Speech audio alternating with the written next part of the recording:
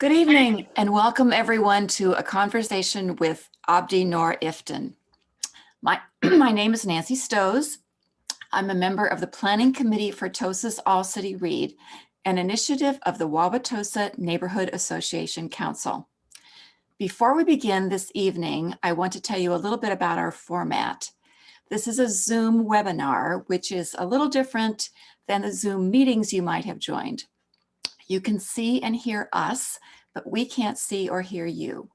If you have questions during the presentation, click the Q&A near the bottom of your window and type in your question. We will not be monitoring the raise hand function. I will pose audience questions as time permits at the end of the presentation.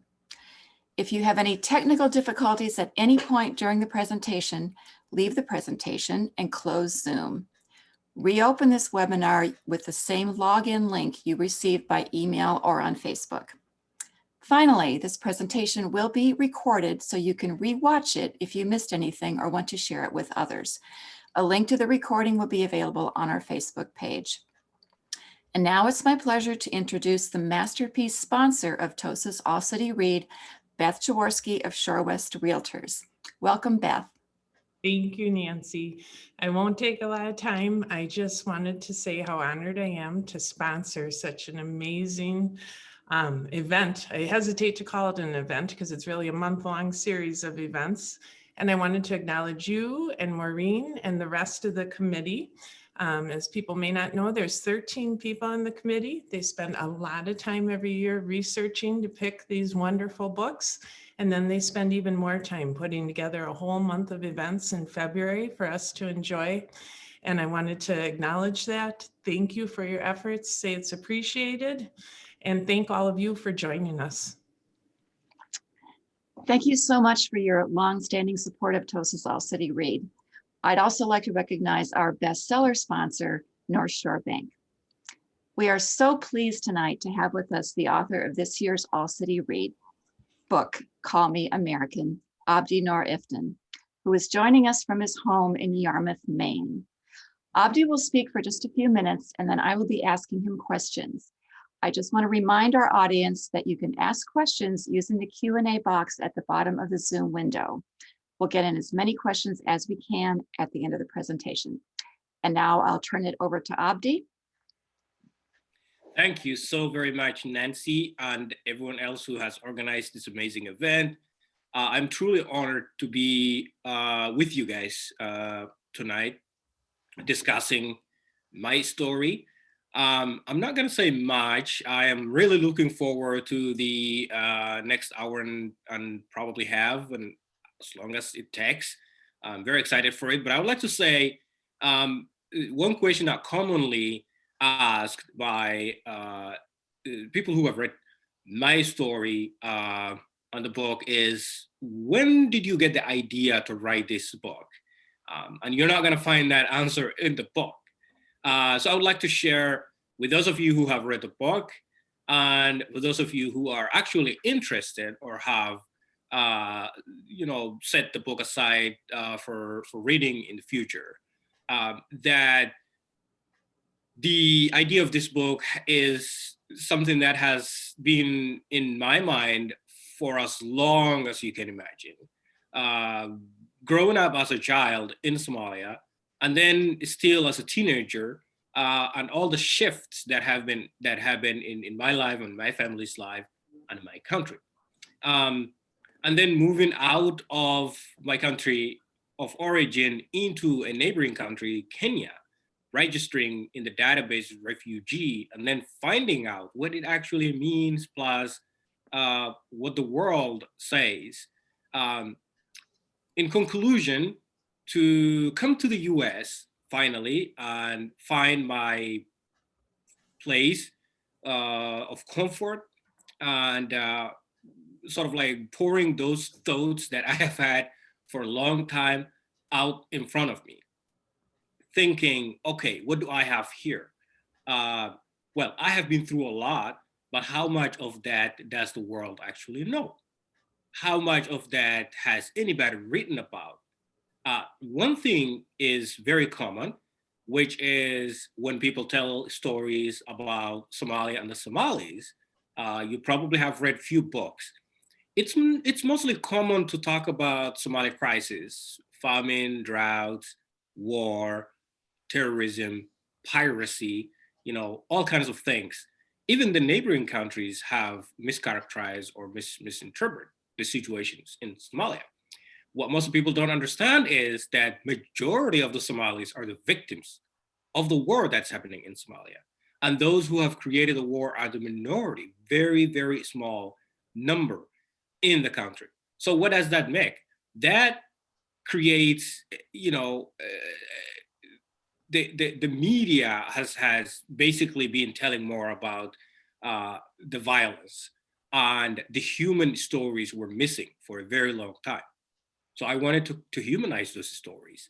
I wanted to write about, hey, this normal person who is not an army, who's not a pirate, but who actually happened to be born in a country where his family have been rich, have a house and all that, and dad was a basketball player, and things fell apart in one day with the war. And then from there, we still have survived, and we were resilient, we have not given up. So I wanted to humanize those stories. I wanted to bring forward the stories of my mother, who I dedicate this book to, to show the world that no matter where you are, no matter what the circumstances are, that a mom is a mom. She's not going to give up. Our mother, for example, had spent days and nights with us without a home. So we were staying on the side of the street.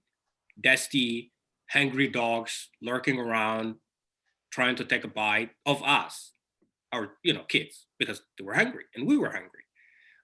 So those intense stories are included in my book, not just to show how crazy the situation is, but to also show how resilient we are, that we can come through and walk through that. So I put together this book basically to counter the narratives that have been circulating around for a very long time, and to bring the human stories forward. But I also did not leave the conflicts that happen in the country, because those cannot be ignored. So if you read the book, you probably remember that I talked about those conflicts not in a way that you can read on New York Times, front page, or the way you can see it on CNN or on other television or Hollywood, Black Hawk Down, Captain Phelps. I talked about it in a way to say my own country is being taken away from us. Our own country is gone to these groups. And that is what happens. And today, as we live in America, you probably have come to a sense to understand that in the last 4 years or so, to see where our leadership can take us, to see where a small group would like to take us as a nation, as a country. And coming together is the most important thing. And I would like to conclude to say that I have a very long dream right now. My dream is to see Somalia peaceful, that I can go and visit. I know for those of you who read the book, you probably know that my childhood dream was coming to the United States of America.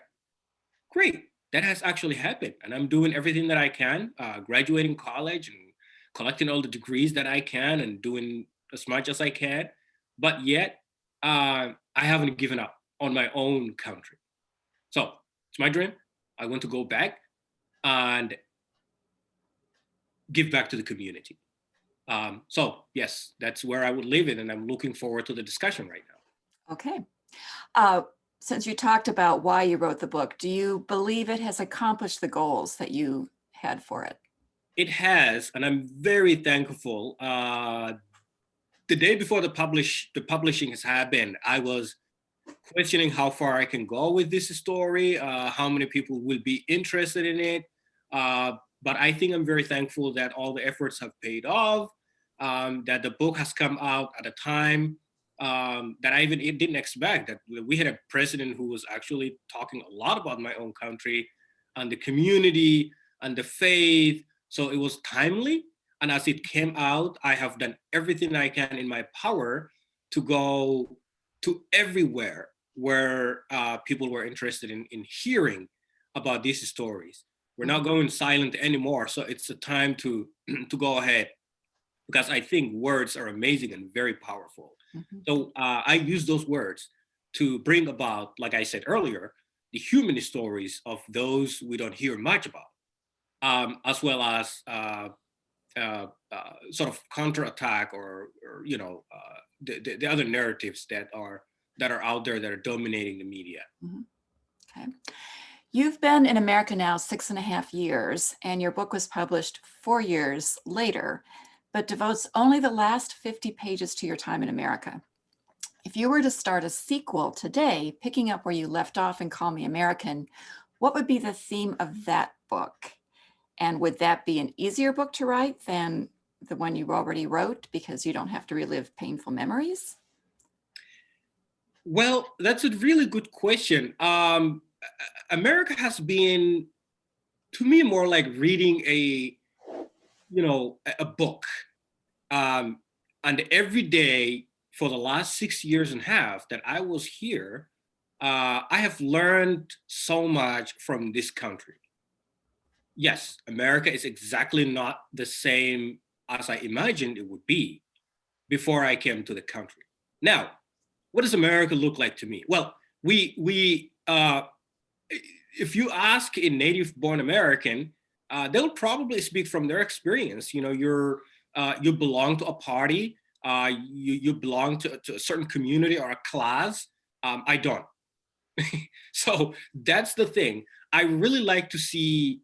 I came to this country. I've put so much efforts into this country. I risked my own life. For those of you who remember from the book, I risked my own life, starting with a nickname, which is this country's nickname, you know, to ignoring groups that were calling me to stop speaking English, to stop acting like one.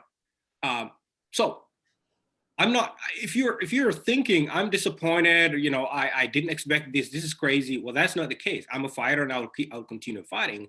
But the thing that's very disappointing about uh, sort of like everyday Americans and politics and stuff like that is sometimes I come to the sense that we're not learning from other countries. We're not learning from history. We're not learning from experiences. One thing is I did not have a perception, an understanding of how African Americans have been treated in this country. So racism, Mhm. injustice of all kinds, inequality, health, education, housing, you mentioned it. Um, I I came right in the middle of this. So I belong to any Black community that exists in this country, whether you are an African American or whether you're an African African. We're together. We're all, put in the same box. So we fit in there. Okay. Um, even against my own will, I don't think any new immigrant who comes from Africa likes to be called African American, because to me, Africa is a continent. I've lived in Africa, but I've never felt African. I felt as a Somali, I felt, as a human who I was. But with the identity today, it makes me feel America's trying to sort of like create these boxes or holes where you belong into it. So you can't never be fully American as you want. Uh, and then from there, there's we've lived through Black Lives Matter, from the day I came when Michael Brown was murdered to George Floyd. What can you say about America that is promising and Mhm. and really hopeful? And then times when my mother would say, "Oh, those crazy things happening in your country, are you safe?" The same mother who, when I landed in this country, I told her, "You're not going to hear me complaining. I made it. I'm okay. I'm safe." That's what I said. But now it's no longer the same thing. I don't even know. I don't have the words to explain to my mother, except to say, "Well, I'm fine. I'm not sure what's going to happen next." Uh, but then when she asks, "Do you think they will murder you like they're doing to the other Black people?" Um, what do you say? What is the answer? If I say no and then I get murdered, well, I lied to my mother. But if I say yes, I'm going to traumatize her. it's such a difficult place to be in today's America, where I don't really see anything that guarantees or promises safety. Um, and particularly in the last few years, as we had seen people being targeted for looking like somebody. And now that I live in Maine, which for those of you who don't know, Maine is either the number one or number two whitest in the United States. It's actually very white. And with that, I know you're asking, why are you there? Just get out, right? The reason I'm here is I don't think I'm trying to go to one side of America and avoid the other side of America. That's not really fair. And I have found a community in this state that would say, we're with you. We have a white skin, but we're with you if, people like you are the ones that we want to diversify our state. So I see myself as the beginning of something that's going to happen in the future. If Maine really gets, a good number of diversity, for example, now in the Maine high schools, all over the place, you can go from one town to the other town, and you probably will not see one single Black student anywhere outside of Portland, Maine. So a whole state that's really big with only one town or one city that has a little bit of diversity, but everywhere else, it's so those are the reasons I'm here, to actually to be part of it, to show others that, yeah, it's fine. You can come here, you can belong. If you don't feel like belonging, you can work on that. So that is definitely the America. Yes. Okay. Well, if we can switch a little bit to American culture generally in your everyday life. Looking back to when you first came here, what surprised you the most about American life and culture? And how different was it from your expectations? And this is a little sub question, but how do you feel now about dogs living in houses? Good question. I think I was very surprised at the beginning in terms of the social structure of the Americans. The space issue is one thing that I would have never expected. Or for those of you who have traveled other parts of the world, in Africa, we're crowded together in the buses, in the houses, in the market, in other places. And if you're lining up for at the grocery store, it's usually okay to have the other person, right close to you. And that's the kind of like life that I grew up with. And then I think for those of you who remember, my mentor was this family, the white family that sponsored me into Yarmouth, Maine. And I remember them going with me to the coffee shop and sort of like saying, "Oh, you're so close to that person, just move back a little bit." Or like how things that seem to be so normal in a society in America where someone will probably be frowned and angry and upset that you have actually crossed your limits. Well, that's the personal thing. And then the other thing is the neighborhoods. I did not live in a city when I first came. I actually lived in a small town, farmhouse in Yarmouth, Maine, where I have not seen my neighbors for weeks and weeks until I asked the family, "Does anybody live in this house?" And they say yes, they do. And I asked, "So why are they not coming to visit us, or why are we not going there? I mean, is there no what's alive here?" And then I realized, well, in this part of the culture, predominantly white, it's not okay to show up to your neighbors without actually at least having some excuse, some reason to visit them. Or sometimes you give them a call ahead of time that you show up, and then walking on someone's property is also not a good idea in this country. You probably know there's all these private, signs everywhere, no trespassing, and actually that word is something that sort of struck me as like, wait, so they don't want me to walk here? Not only that, and then how just a small family, a man and his wife, probably in their 60s, just live in this giant house to themselves with a private sign somewhere on the side of the house. So you're not really supposed to go in that whole area because it's their property, so you're supposed to avoid it. And then I had to learn lessons from the basics, like, so which area should I avoid and where do I walk? Where do I walk and where should I avoid?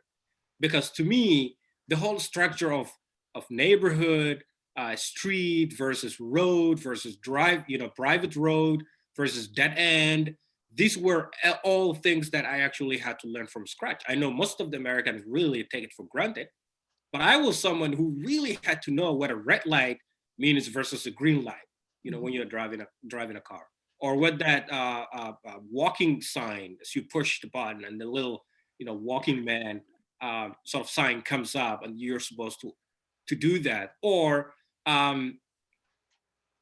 even, sort of like the fun things that Americans do. You don't see them playing in their neighborhoods. They just have things organized. It's like, let's go to this, cave, swimming together, or kayaking together, or canoeing together. So as you get out and go to these places, you realize they're all there crowded together. It's so normal. It's fine to do that. And then the other thing was like, where are the kids? Where are the teenagers? When I was a teenager, you would find me everywhere in Mogadishu. I would just run around playing with my friends. Where are they? So they are either in school and completely away from the eyes of everybody else, or they just are coming home, picked up by their parents or using the yellow buses, and they're home playing with, in the backyard with their family. So you barely see them. Mm-hmm. And then I realized my neighbors actually had kids that I basically had to visit and say, do you guys have kids? Can I see them? So though I can just go on and on and on, there's a lot of things that. Okay. Yeah. And what about dogs or pets in general? Pets. I was definitely freaked out of dogs at the beginning. The family that took me into their house had a dog, Lacey. And for those of you who read the book, you know how Lacey and I had this love and hate relationship. I was the one who was mostly compromising, dropping a lot of my, sort of cultural things. I know that we're not supposed to touch dogs, especially when they're wet and all that. It took me, I think I took baby steps at the beginning. I started walking the dog around at nights, just for like half a mile, and bring it back home, and then become friends with it, but not allow it to come into my bedroom. That I can't sleep. It's just something else. I have trauma with dogs and stuff like that. Now, 6 years into this, I can name some dog breed. I can ask someone walking their dog, oh, what's your dog's name? That's a really beautiful poodle. German Shepherd, So I never expected I would be right there. So, the more I've really become comfortable with it, the more I'm completely okay with dogs. So right now I don't have my own dog actually, but I have friends and family who still have dogs, and I go hang out with them a lot. Cool. All right. In Somalia, movies motivated you to learn English and fed your dream to get to America. What kind of movies do you like now? Do you go to movies? Or, well, not during the pandemic, of course. And what kind of music do you listen to? Very good question. Yes, the main motivation of watching movies when I was growing up was to learn English. Nowadays, I am blessed with abundance of movies everywhere. So with that, whenever I have time, I actually have to watch at least series or a movie. Even though I sometimes try to go back to the same Arnold Schwarzenegger, Terminator, Remote Commando, Rambo movies, the same ones that I used to learn English. Nowadays, I'm into, I just finished watching, I like to read books, and then I like to watch whatever movie they made out of those books. The last one I just finished was Into the Wild. For those of you who know, this is a book that has been out for a while, probably since early 2000s, and it's an interesting story. Other than that, well, Into the Wild, you probably don't learn much about American culture, but even though I live in America, I actually still try to learn American culture. For example, I live in a very small town in Yarmouth, Maine.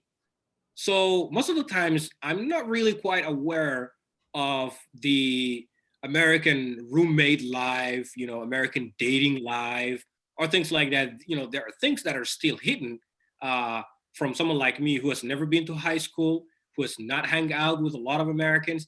So now, for example, for the audience, if you watch a new TV series on Netflix called New Girl, um, by Zoe and everybody else in the movie. It's an interesting series. I'm really into it right now. It's not an action. It's a kind of a comedy, but it talks more about uh, late 20s Americans living together in one apartment, the normal conversations that they have, the things that they talk about, what it feels like going to an American wedding. I've never been to an American wedding, so I don't know what to Really? expect. Right? Exactly. So you kind of learn those techniques, the phrases, the things that you need to really sort of like start communicating in the everyday America. And if you are thinking that I speak enough English now, I actually still believe I'm learning English because each time, each year that passes, I have a list of vocabulary that I learn from communicating with friends, from having dinner with some writer in America who's in his 70s. There's a lot that you can learn from people, from communities, and from friends. Mhm. And that is what I do. And so I really, one of the amazing things about this country is there's a lot to learn. And I know even if you are born in this country, you're still learning about others, right? What does it feel like living in California versus Maine? Uh, what does it feel like skating and skiing? If you've been born in that warmer part of the country, you have no idea what it feels like doing that. So I kind of do those things to really pick up as much as I can. And I think that's what readers do. You're opening yourself up to other things that you might be very curious about. Mhm. Okay. What about foods? What were some foods that you were unfamiliar with before you came here that you've learned to like? All right, let's begin with pies. Okay. For those of you who I'm probably hoping there's a Somali at least tonight here. There's no word for pie in my language. Doesn't exist, right? Okay. Um, that's one thing. So when I really found or tried apple pie and pecan pie, however you say it, I couldn't believe it. And and so I made up a Somali word for it. Tufah debate, that's what I call it. And my friends are like, what are you talking about? It's like, well, I made it up because we have no word for it. So now I'm a really good pie maker. So Cool. I can do it. What's your favorite pie?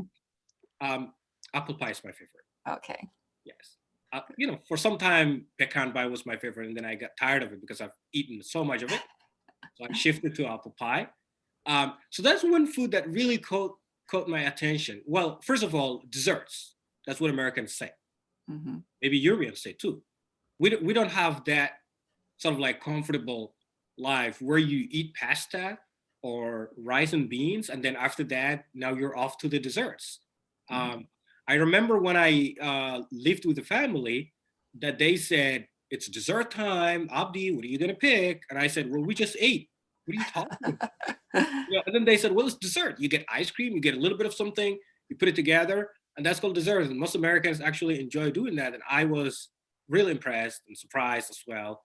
And nowadays, I just can't eat dinner without expecting dessert. You've acquired an American sweet tooth. There you go. That's one thing. And the other thing is, I think America has more food diversity than people, honestly. I mean, look, there's a Japanese restaurant everywhere, every town that you go to, or Chinese restaurant, or there's a Vietnamese restaurant, or there's like we have an Eritrean restaurant, and Somali restaurant, in the state of Maine. Um, you don't see those communities being active, but you see their restaurants and their foods active, right? So there's more diversity in this state in terms of food than people. In other words, if you wake up this morning and talk to the people you live in the house with and say, what kind of food do you feel like tonight? If you say Nigerian, you can Google it and there's something that comes up around the corner. We live in that environment, in that, and life here. And that was something that really surprised me. So even though I like American pies as well as American burgers, um, I also think one of the things I love about America is the diversity of its food. Good. You can Great. pick any nation, Mhm. any continent, and you can get it easily. Okay. Speaking of diversity and the country itself, America is so diverse. You mentioned California. What other parts of the country have you visited, and what are your impressions of those places, and where else would you like to visit in the country once it's safe to? Well, when it was safe before COVID, I was a traveler. I should say I was really, really surprised. First of all, how massive this country is. Mhm. And I flew from here, and it took me over 6 hours to get to the other side of the country. For example, from Maine to Arizona, and there's nothing similar in Arizona in here. Even the English, it's just weird hearing their accents. And the identity part of it is so interesting, because I remember walking into a restaurant in Phoenix and meeting friends, and friends introducing other friends. Now it becomes like 20 of us sitting in the same table. And then we're chatting, and I have to talk about coming from Maine the same way I talk about coming from Somalia when I'm in Maine. Does it make any sense? You know, because in California, when someone asking me, where are you from? I'm mostly saying Maine. And then if they're really even curious or asking more questions, I would say Somalia. And that is right there is really interesting, because that is what happens when you really sort of acculturated, or become part of America, where as you go everywhere else. I remember telling folks in Portland, Oregon at one point, that I come from Somalia, and then they actually thought I came from Somalia and I lived in Oregon, until I had to explain and say, oh, no, I live in Maine right now. That's where I live. So now when someone actually asks where I am from, I usually have to say the town or the state. I don't think many Americans are, except a few, are actually interested in, like, oh, Somalia, well, okay, but now where do you live, right? Yeah. What do you like? Are you into skating? Are you into this? And what do you do? I just want to know more about that. So they're more like, tell me more about what you do now or these days than what you have done before. Okay. Your brother immigrated to Canada a year ago with his family. And how has his experience in Canada over the last year been different from yours, aside from obviously the pandemic has made everybody's life different? Good question. My brother luckily lives in a sort of like in a building that has other immigrants, so they're all together. Mhm. And I think he sees more immigrants than I do. For example, his neighbors are from Bangladesh, and he knows others from Pakistan. And it's mostly Asian immigrants who he shares, coffee with. That they talk about their food and their culture. So he's sort of learning, interestingly enough, more things than I do. Whereas I'm actually in a pretty white state where it's really not that much that you see people from those countries everywhere else in Maine. And he also lives in a big city. Toronto is massive, and it's one of the uh, advanced cities, more like New York, where they have subways, trains, buses. So my brother now is actually an expert in using the subway system more than I am, because I don't live in New York City, so I'm not an expert. And whenever I go to New York, I just worry. I have to figure things out. How do you buy this ticket where you just go around? So he knows that stuff. So within 1 year, he's actually done huge progress, where he and I talk over the phone almost every day, and he explains things that I don't even have an idea. Related to technology, related to living in a city that is pretty advanced. So that's one good thing I think. And the other thing that really very interesting about him is that he came with his family, his wife, Mhm. his kids, and his wife is just learning English, so they're living together.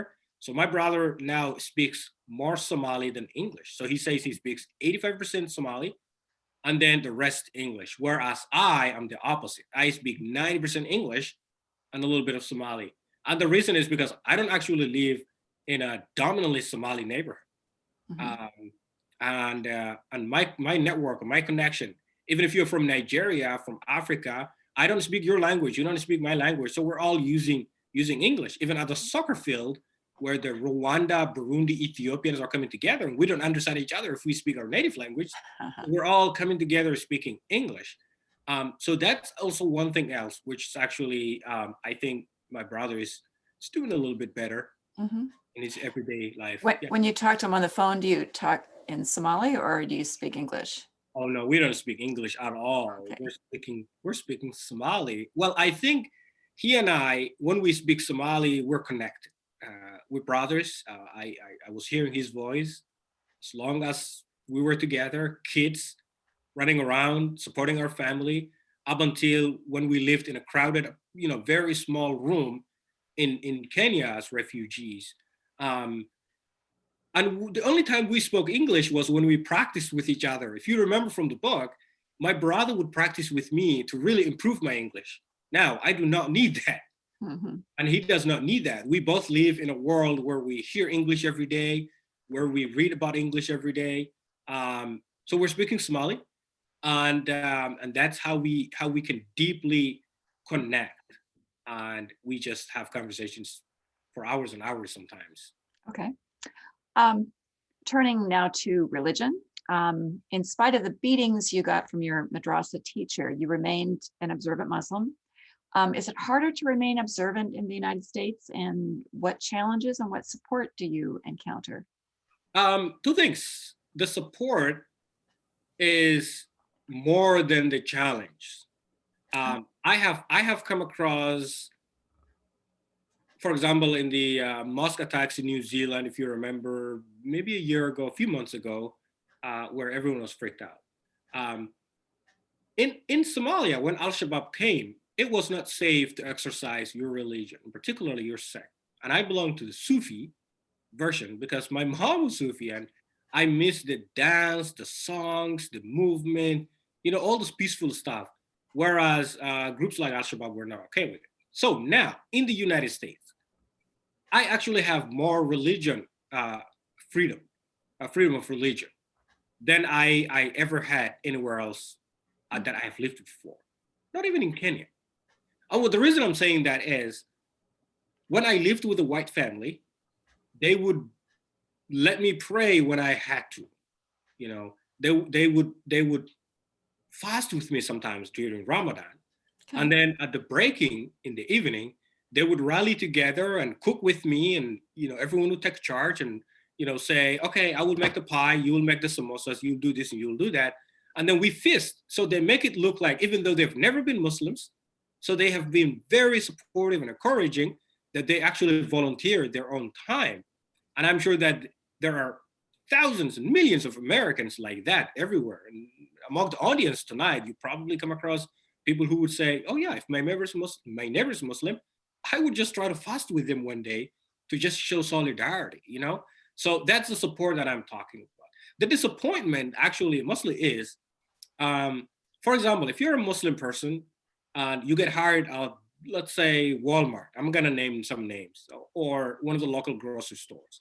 How many bosses will want to listen to your story to say, can I get a break, 10 minutes for the afternoon prayers and then evening prayers and this and that? And most bosses would probably not hire you, if you are sort of like that way. And that I think is very disappointing, which is some of the things that, you know, sort of disrespect to the faith, even though we live with you, even though we want to make money for our families. But a lot of us are compromising a lot. Some of us are actually even completely stopping to pray. You might talk to some of the community members. Um, the mother, who's 45 years old, doesn't really speak good English. The only place that she can get hired is at the hotel or the Walmart, other places, cleaning. But how in the world would she just leave, not pray? And how would she compromise, certain things? How do you discuss your boss about those issues? So there's that challenge as well, and I have faced it quite a while, particularly when I worked at the construction company, where, if you remember from the book, where I would just throw my mat on the floor and was praying, and that the guys who were working with me with the tattoos and missing teeth were just mocking and making fun. It's like, oh, look, his head is literally on the ground. I don't know what he's doing, and blah blah blah. This whole conversation where you already got distracted, you feel like disrespected, you feel like they're not really understanding what I am doing. So that's one thing. And so these days, I found God different ways. I really want to say this out loud. I hike, I go to the woods, I sit at the beach and bring a book. I just take a walk. I connect with nature, and somehow Allah, which is the same what I worshipped when I was in Somalia, I found him different ways. So I don't necessarily really go to the mosque. It's not necessary. I don't really believe that God is in a building with roof on, and walls on. It's just easy to see him at night if you step outside and look up at the sky and with stars shining, or if you want to take a walk deep into the woods and hear the nature and connect with it. And I believe that he's right there and watching and talking and listening. Okay, very good. You expressed some surprise and frustration in your book that the Somalis you did meet in the US were clinging to their old ways and native language and not assimilating so much into American culture. Have you convinced any of your fellow Somalis to branch out and become more American? Or Well, thanks. I think one thing is assimilation. Well, I understand how frustrated that can be. And the other thing is,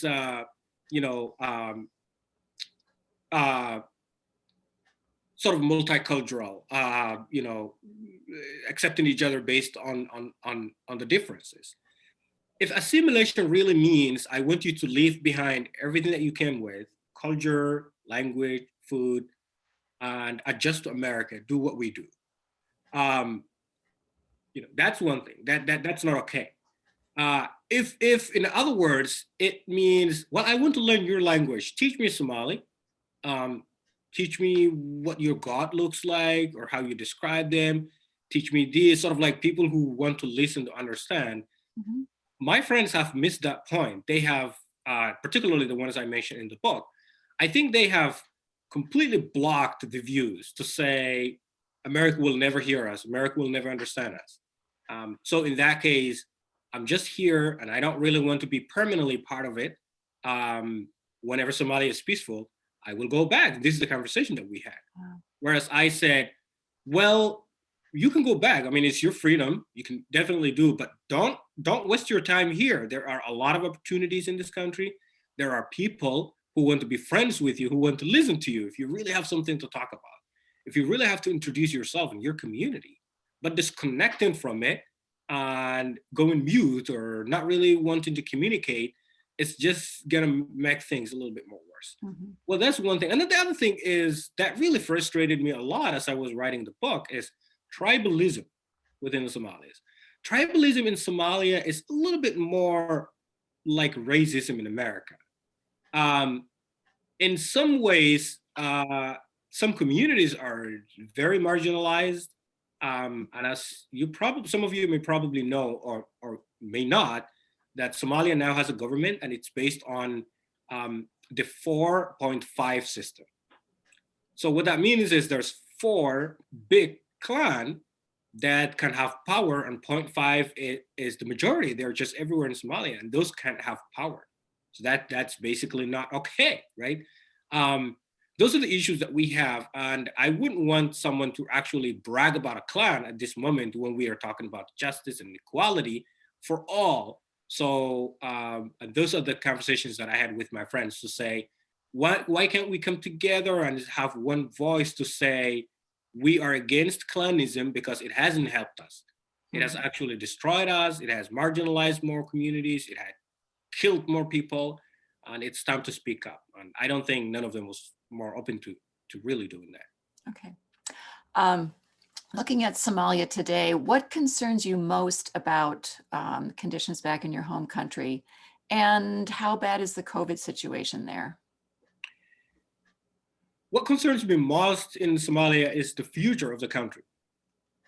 For instance, Somalia has neighbors that I don't think are, for example, Kenya and Ethiopia, which are next to Somalia, have sent thousands of their own troops into Somalia in the name of, peacekeeping forces. But they have been sort of like taking towns and blocking its people from having access to certain resources of those areas. So I worry that if we continue the way we are, that we're probably going to lose majority of our country. That it's going to be gone to the neighbors. So that is one thing that I'm hoping most of Somalis have to understand, and it's about time that we come together. I think Al-Shabaab is a major threat, but I also think that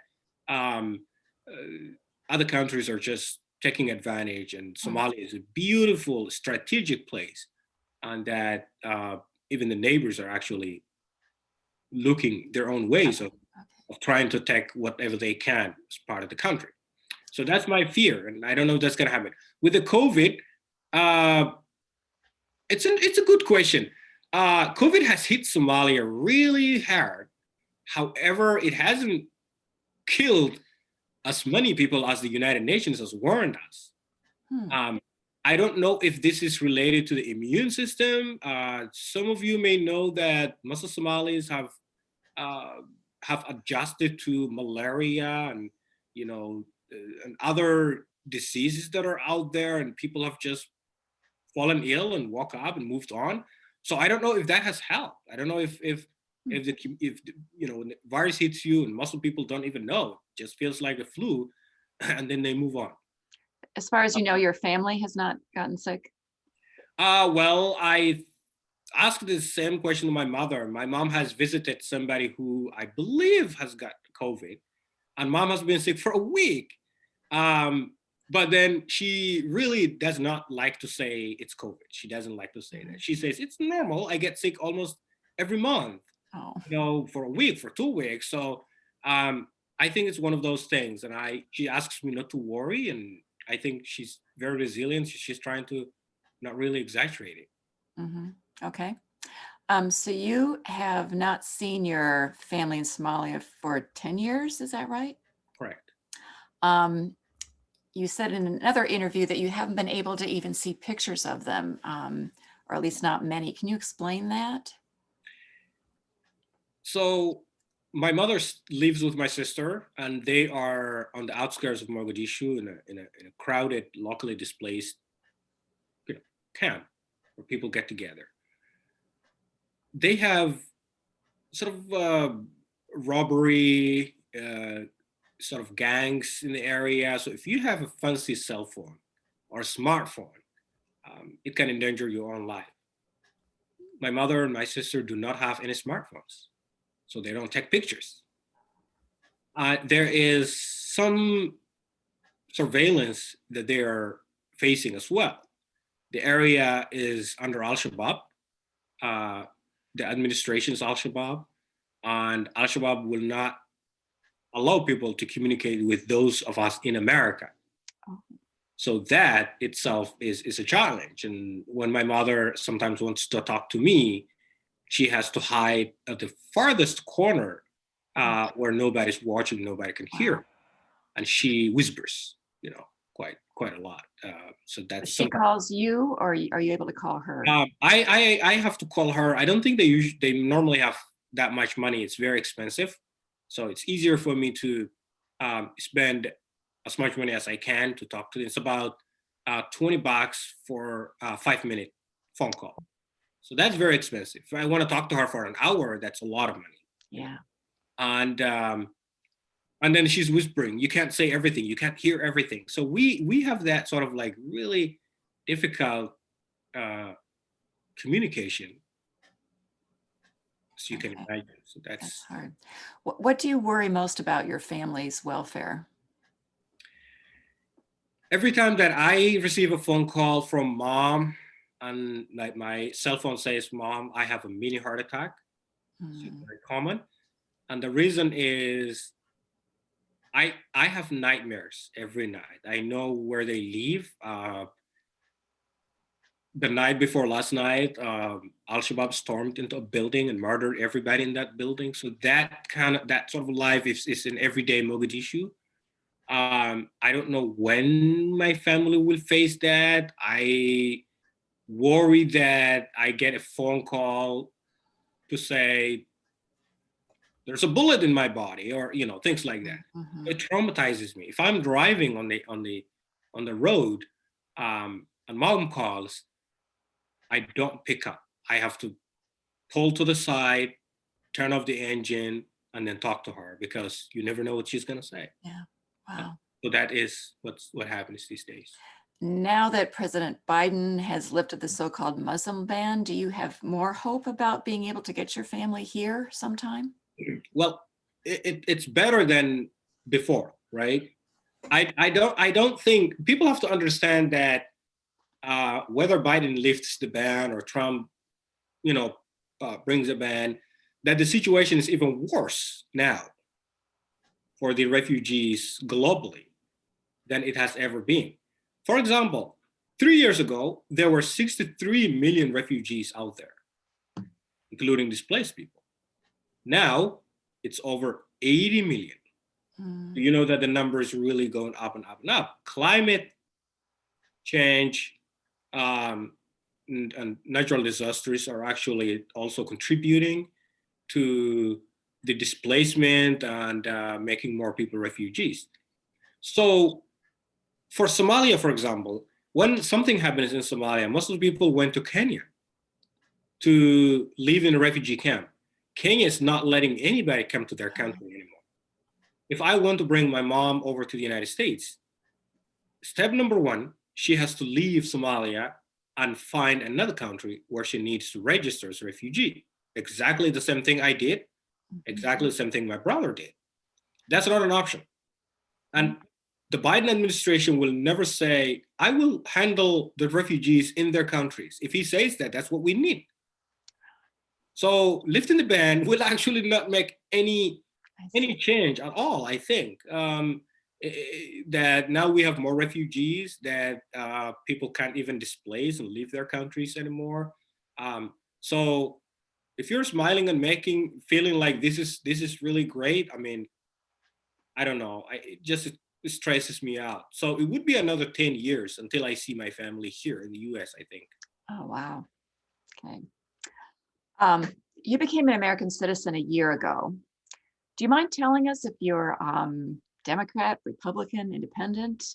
And politically, what do Somali Americans what party do they lean toward? And did you do any campaigning last fall? I did a campaigning.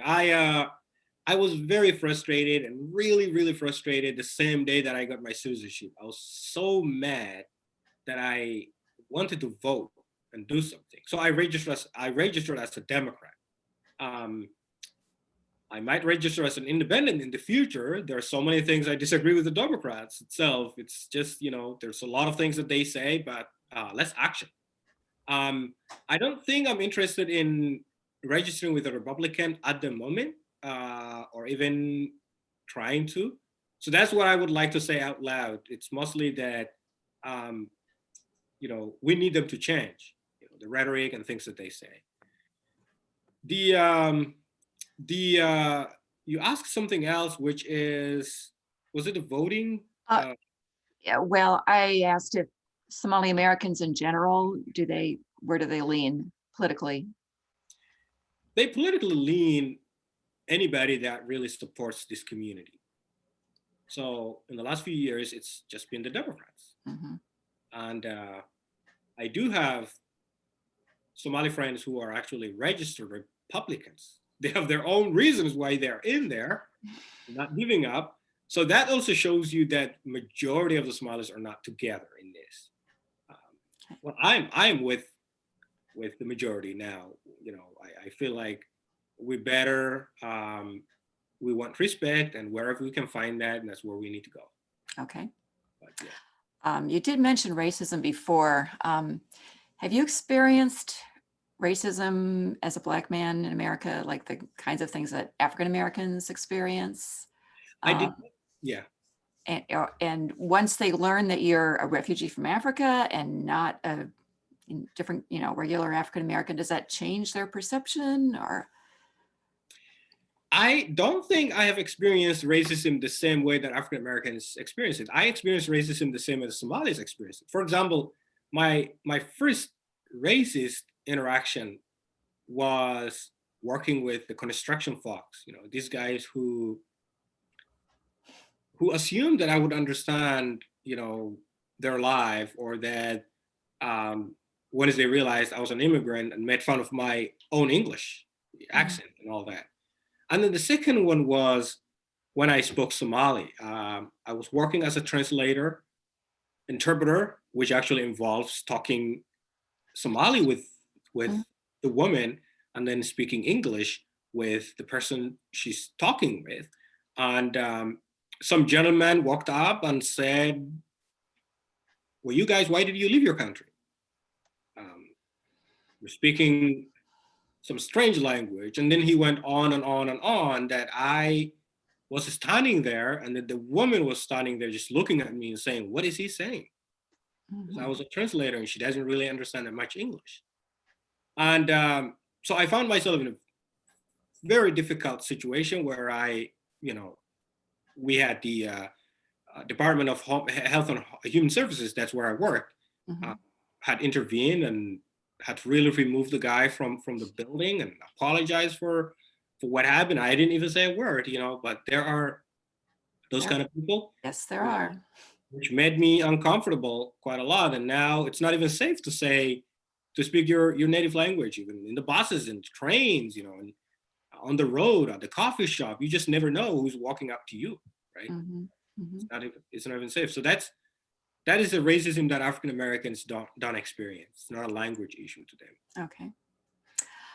What is your take on what happened on January 6th at the Capitol? And did that bring back any traumatic memories of your childhood living in a war zone? It does. First thing that came to my mind was, really? So, what was your intention? Trying to overtake the government? Create coup? I mean,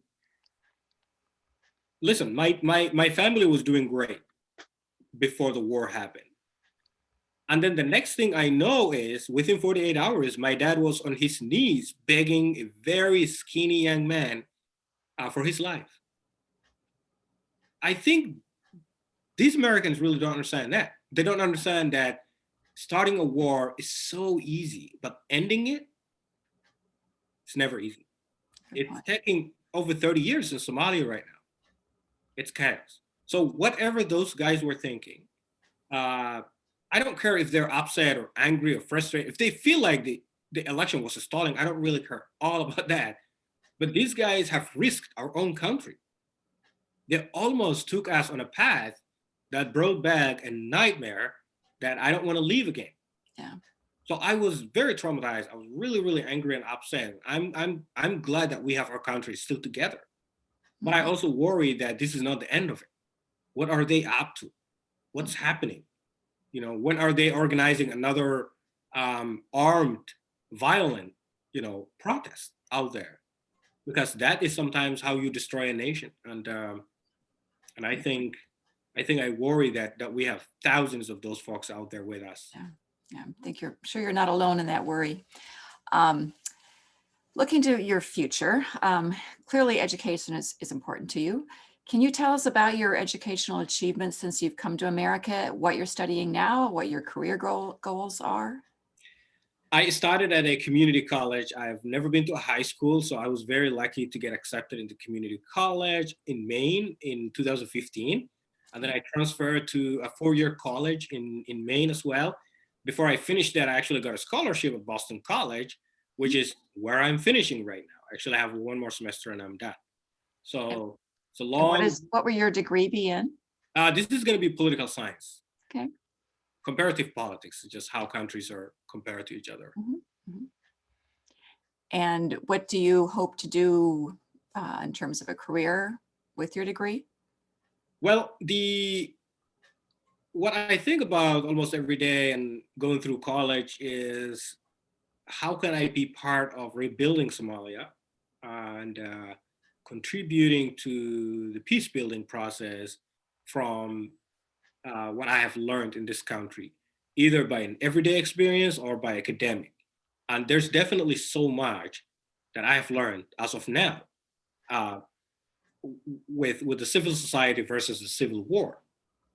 There's a lot that if I run for office in Somalia or if I, become some sort of an ambassador or somebody whose voice is very active and strong in Somalia, I believe that there's a lot that I can do. Briefly, for example, America now is heavily involved in Somalia politics. They have military everywhere. They're flying their drones all over Somalia, bombing places, but they are barely doing anything else, education-wise, health-wise, training, workshops. Those things don't exist.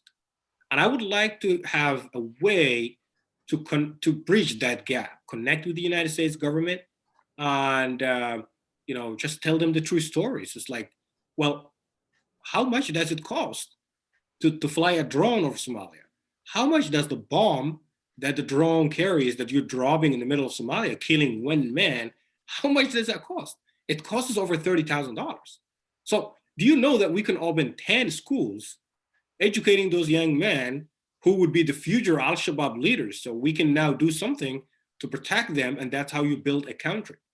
So this is the kind of things that I would like to advocate for. Okay. Kind of a personal question here. Do you have hopes someday of getting married and having a family of your own? I do. It hasn't happened yet, but I'm hoping that happens sometime in the future.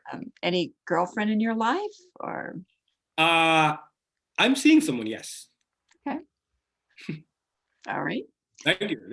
That's not a common question that I get usually, but that was. People want to know. Yeah. Okay, well, I'm going to be looking at the questions now that have come in from audience and be asking some of those of you. Okay. One question, how has the Black Lives Matter movement affected you? I think the Black Lives Matter movement has sort of awakened me from the dream of feeling like belonging and participant in the country. It showed me that there is a long way to go, that there's a lot of work to do. So it reset me as a person. Meaning, before I came to this country, I was fighting to get to this country. I was fighting for the visa and for all of that. Now, it's another adventure. What can I do to be part of dismantling racism? How can I tell my story in a way that humanizes us, Black people? Does not scare you, the same way that, for example, President Trump was portraying all the Somalis as terrifying people who are not interested in accepting, our culture and stuff like that. So when I talk about loving apple pie, I just want to show you that I'm really a comfortable person. I'm right here. I'm with you. I'm learning. So the Black Lives Matter had first of all introduced me to America. Welcome. Here we are. You can get murdered for your skin color. You will never be rich. Definitely, there's one way or another. There's a system that really prevents that from happening. You probably will have a hard time getting hired in certain places. You just have to know that, and I think I'm kind of awakened by that, and then I think I know how to to do my part to be part of the change that needs to come. Okay. These questions are all over the place. Here's one. You liked to dance when you were in Somalia, and do you still dance? And this person is asking, would you be willing to show off some of your dance moves tonight? Well, first of all, would I be able to show off? I don't think I can. I mean, that thing will probably hit my head. But I do still dance. There's one thing I miss. I miss how flexible I used to be as a kid. For example, when I fell, I just got up so quickly. But that, the thing now is, like I said, I've really not been to many weddings. My Somali friends are not into sort of like, my dance is not actually traditional Somali dance. You probably know that I grew up watching Michael Jackson and trying to moonwalk. So somehow I have that hip hop moves, which I think is not quite often, endorsed or liked within my community. So I don't dance a lot in public, in places, but I have friends that I go with, and there's always music playing in the living room, in the kitchen, and then I just do my little moves in there, and that's how I do it. So I would just leave it there tonight. I'm not going to dance. Okay. Okay. This person asks, I read that you are working on a documentary of your story. What is the status of that project? The documentary is true. It's based on Call Me American, my book. And where we are right now is that we're almost done with writing the script. It's going to be mini-series episodes, probably 22 of them. Now with COVID, we're also one of those, affected by that. So we're not moving as fast as we expected, and particularly in Hollywood area and trying to get things done. That has been dragging on. So for now, I'm hoping that once things open up, probably this summer, that we will find an answer to where it's going to be. Okay. Who are you working on the documentary with? Well, I have a film agent, UTA, United Talent Agent. It's in Hollywood, California. And I worked with them with a writer, producer, and all kinds of things. And I am heavily involved in the writing process, as well as talking more about what's even beyond the book. I'm not going to be playing myself. I know some of you are probably very curious to know, are you playing yourself? I'm not going to be playing myself. Sadly, it's a film, and they usually have to pick someone else. Someone will play my mother. Someone will play my brother. And so I don't know. I'm really looking forward to seeing how that representation happens. But I am doing everything in my power to make it look like things have to happen exactly the way we want. We don't want things like Black Hawk Down, which actually entirely mischaracterizes the Somalis, and the people don't even look like Somalis, it's Nigerians. Okay. Not the same. So we're trying to hire as many Somalis as we can with every person that we talk about in the movie, and so I want them to find an actor who's experienced, really good, who can actors, I should say, who can represent. Okay. When you think back to your life in Somalia, now that you're so much older and so much time has passed, are you amazed that you survived? As such a small child, you had such street smarts to not starve or get shot. And to what do you attribute the skills that you used to get through that? I think I would thank my mom for all of that. I think she's really given me the key to resilience, right? Just not give up. If I didn't watch her on the most difficult moments in our lives, for example, the nights when she hasn't eaten for days, and she would just let us eat whatever she has, and still stay awake so that we can sleep. I think I don't know anybody else who would really give me the energy leave and move forward. I understand that we had our own, conflicts in some ways where mom didn't like movies and she wanted me to go this way, but that doesn't really say that she's not the inspiration that has given me. That is that. And I think the other thing is sometimes you learn from life itself, life experiences. And every day that I've lived as a child in Somalia, one thing that I valued and I wanted so much was life itself. It becomes precious. Someone asked me one night, in America, when kids get stressed out, sometimes they kill themselves. Or not only in this country, in other places, there's like the suicide thing. You don't hear that in Somalia. You don't hear kids killing themselves, well, except when it's Al-Shabaab. But like regular people like yourself, you guys are trying everything to find life. You're crossing ocean and deserts and, risking yourself everywhere. Why is that? And I said, well, there you go. That's the answer right there, right? Because I didn't grow up privileged. I didn't grow up in a place where there's food, in an environment where somebody tells me I'm ugly, I'm fat, those don't exist. Mm-hmm. People are just so struggling for themselves. We don't have the comfort of going to school and discussing about everyday things. It's like, oh, look at his shoes. You guys, you're so poor, you can't change that. Look at you, look at this, look at that. It's not about physical, it's not about anything. It's just life.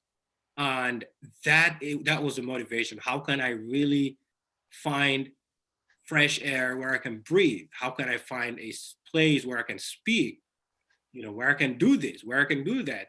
And that was what I was looking forward. And as I, interact with today's generation in America, I really just try to give them the message to say, well, if you're really going through some hard time because your friends are dropping you because you're this or you're that, or you find that something is just not right, that just look at this story. And I hope it inspires you. And I'm really very thankful that so far, ever since I published my young adults, so many teenagers who have connected, who said, you inspired me. So I want to live and breathe and appreciate everything. Okay, here's a question. I work in a school that welcomes and serves many students who immigrate to the United States.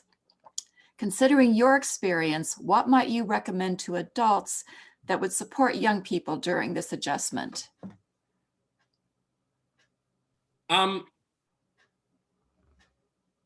What I would like to say is I worked with school teachers here in Maine and other places.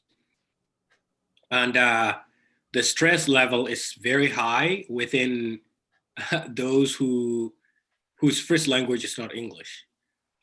It's very much the understanding, the network and the connection. If there's any teacher listening tonight or watching tonight, my piece of advice is connect in person with these kids. Ask them very personal questions. What is one thing that bothers you in the class? Would you be better if it was a teacher who speaks your language? For example, if this was in Arabic, would you really understand everything? Would you be fine with it? Because most of the times, in most American schools, I think, the immigrant kids or the kids who come from a different background, different language, are treated more like not equal to everybody else. They have to be put in special classes, special education. They have to be taught English, and that really kills the morale. And that's I'm not saying this. This is research that they have done somewhere that I read about a while ago.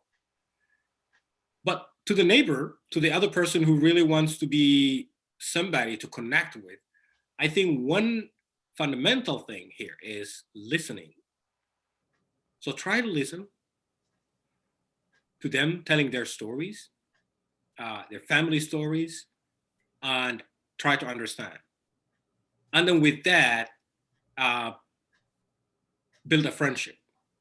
There's nothing more important than friendship. When one person really finds you as a friend, because that's my own experience. If I see you listening and understanding and connecting and becoming a friend, I would just not see you as a white person, as an American. I would just see you as a friend.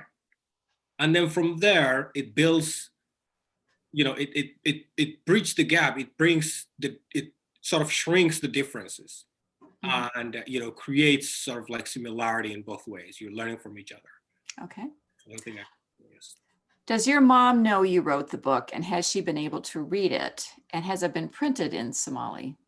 The book is just printed in Somali, correct? My mom has not read the book. I have read for her. Oh. I was the voice. She listened to me, and she knows she knows I published a memoir. She still can't believe that her name is known to many people. She used to be this invisible, nomadic, athletic woman, but now that her son Abdi has got her name everywhere, and I know that frustrates her. That she doesn't want to be famous. That's not the world she wants to live in. And I didn't write this to make her famous or make myself famous. I just wanted to get the story out there, and I think mom appreciates the fact that her name is synonym to resilience and Okay. perseverance. Okay. To almost everybody who read that, and that means a lot to her. Okay. This is from Joma in Glendale, Wisconsin. Hey, Abdi, thanks for sharing your story with us. I was once like you about 2 decades ago as a Liberian refugee residing in the coast. I don't know how to pronounce it, Ivory Coast. I know how it feels living in a war zone and subsequently living in a foreign country. Thank God that we had the opportunity to live again and tell our stories. Keep up the good work, my dear brother. No question, just wanted to say that to you. Was that Jama? Yeah. Jama, hey Jama. Oh, you know him. Oh no, I don't. But Oh, okay. we're already connected right there. I think. All right. Well, I'm glad to hear that. Thanks, my brother. Côte d'Ivoire is a beautiful country. I've heard a lot about that, and I actually used to support their African soccer team. So every year that they went to the World Soccer, what I'm talking about. Soccer is our thing. Americans talk about baseball and football, but that's our thing.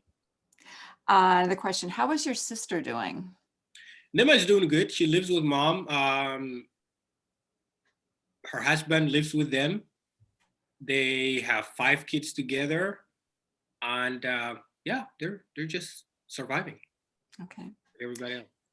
Has your host family in Maine, the one that sponsored you, taken on any other refugees, or have they inspired other people in their community to do the same? They have inspired other people. They have not taken any other immigrant. I think they were very successful in my case, and but they didn't want to open themselves up to a whole lot of flood of other people. But they have inspired others. That people who read the book or people who have personally connected with them, asked them, "How did you do it?" And one easy example is my brother now in Canada has actually been sponsored by a Canadian family that have learned from us, from the family in Yarmouth and myself, and so we worked with them as well. Team Abdi and Team Hassan worked together. Team Canada, Team America, and we got him there. So there's so many other families doing the same thing as we speak. I can't even keep track on them. Great. How did the process of writing your book occur? It says it was written by you and Max Alexander. Did you talk and he wrote, or did you write and he edit? First of all, I wrote the book in Somali because that's how I like to think and create my thoughts together. And Max Alexander is a writer, really great guy who lives in Maine, and he and I got together almost every Friday, sometimes 2 days a week. So what he would do is he would read what I wrote. I would write a whole chapter for that week, and I would bring him, and he would read and suggest a few things or ask for clarification. So But he you would wrote it in Somali. Was he reading it in Somali? no, he or- was not reading in Somali. I wrote it in Somali and then I did the translation. Okay. So I would bring him the English. I was technically doing two things at the same time, writing in Somali, while at the same time I was trying to translate it into English. So I would bring the English version to Max Alexander, and Max would just sit back and disconnect himself from me for a minute, like, I don't know you, I'm just gonna read your story. Mhm. And then he would give me a feedback. So that way we work together. So it's my story, but he has been extremely helpful in terms of shaping the chapters and finding sometimes finding the words that I needed to describe elements of certain things that in America that was in my mind, but I could not really find the right way to say it. So he was very helpful in that way as well. Okay. Another question related to the book. What was it like writing the book, and was it traumatic or therapeutic reliving those events? Both. I cried. I don't easily cry, trust me. But I cried one night, I remember so hard because I was talking to my mother about our childhood. I don't think I can remember as much as she can. So I was asking her to take me through the journey. All right, so we left our house, we did this, we did that, and then mom went on to talk about this. Well, first she was saying, why would you want to know? Why are you taking me back to these dark moments in our lives? Until I told her, I need these stories. I'm writing a book and I really need them. And she wanted to tell me the story. And hearing my mom tell me the story when I'm actually in my comfortable place in Maine with snow falling, on the road, and I'm very safe, but she's not safe. She's still in the same area, but she was telling me about our childhood stories, and then she would not talk because she was just choking in her own tears. Oh. She wouldn't be able to say a word, and I could hear that, and I cried. So I became that baby who was crying for food, and so that was very traumatic. And none of us really wanted to go back to those difficult moments. But again, it becomes therapeutic because for me to really hear all those that have happened to me and that have survived all of that, hearing it again and to say, Mom, how did we make it? Am I really alive? I mean, I feel like a ghost, And so that itself, the next day that I drive around Maine, I that is in my mind. That is me saying, there must have been some superior, God who has really not wanted to take me away from this planet. So I need to appreciate that. I need to really be kind, respectful to almost everything that comes in front of me. The animals, the human, houses, the trees, everything. And so that's therapeutic. It's really given me so much more to want to live for. Okay. Here's a question from Gregory Pearson. The United States has struggled to come up with comprehensive immigration reform. What suggestions would you have to improve the situation? Well, Gregory, I think the question is like, why is the government, why are the Americans struggling to come up with a comprehensive immigration reform? My friend, I think it's very easy. America has to do two things. Like, we're okay with this or we're not okay with this. It's just in the middle. Are we a nation of immigrants? Are we open to creativity and other cultures and other language and make this country as diverse as most Americans want? If the answer is yes, then I think, we can take the steps forward. Right now, doesn't matter which party comes to office, I find that bureaucracy is a challenging thing to overcome. I went and advocated for refugees in the Capitol. I went and met a few senators, and I remember asking them exactly the same question. It's easy. I'm asking you to to work together to do something about immigration. What's that's prevent you from doing that? And most of their answers were just, pretty simple. We're working on it. And so I don't think anybody's taking it seriously. If the American government and American people would be very serious, I don't want to compare this to COVID, but we have some crises that hit our country that we're actually taking actions very fast and very quickly. When the terrorists attacked 9/11, America was not hesitant to take a swift action. It was billions of dollars was spent on it. Our ships and armies went everywhere, and we've lost more lives of our own. Okay. Compared to that, immigration reform, how hard it is compared to what other things Americans have done. It's just very simple. So I don't believe that either Democrat or Republican, they're not really serious about this situation. If they are, it's easy to do things. It's easy for America to come up with an immigration reform that we're not even saying open the borders, let everybody come here. There must be a way that America is receptive and acceptable to majority of the world's most vulnerable people, either refugees or displaced. Or even if the US would just at least come up with a way to sponsor people from their own countries. For example, now, Yemen, Syria, Somalia, Afghanistan, Iraq, mention all these countries that produce most of the refugees and immigrants.